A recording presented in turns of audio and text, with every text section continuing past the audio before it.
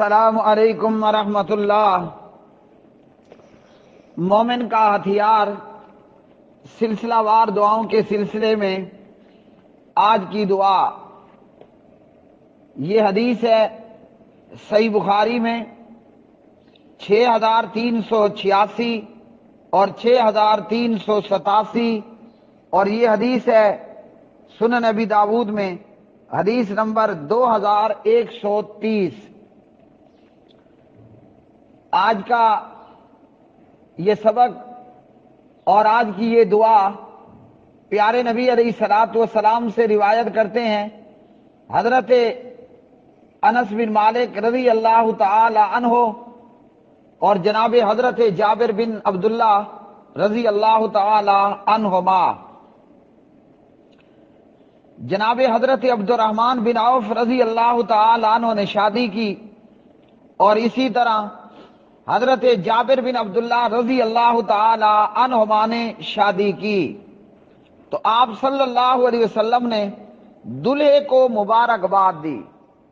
ہمیں بھی چاہیے کہ جو بھی مسلمان شادی کرتا ہے ہم اسے دعا دیں ان الفاظ کے ساتھ جو کہ پیارے نبی علیہ الصلوۃ والسلام نے حضرت عبد الرحمن بن عوف کو دی اور جناب جابر رضی اللہ تعالی عنہم کو۔ آپ نے کیا دعا دی؟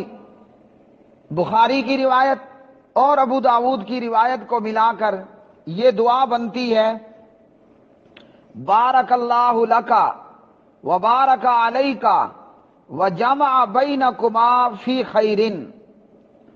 اللہ سبحانہ و تعالی تیرے لیے برکت کرے اور تجھ پر برکت کرے اور تم دونوں کو خیر میں جمع کرے، یعنی تم دونوں کو خیر و بھلائی میں جمع کرے۔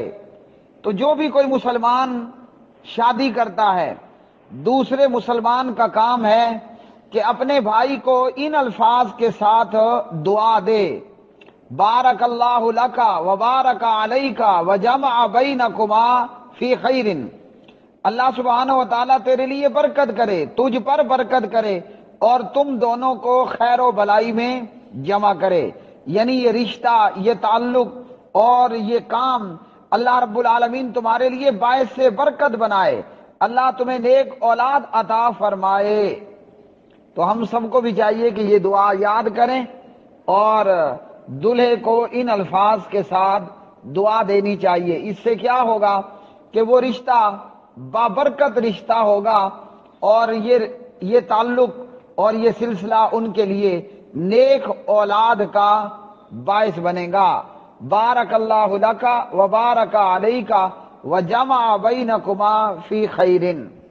وآخر دعوانا ان الحمد للہ رب العالمین۔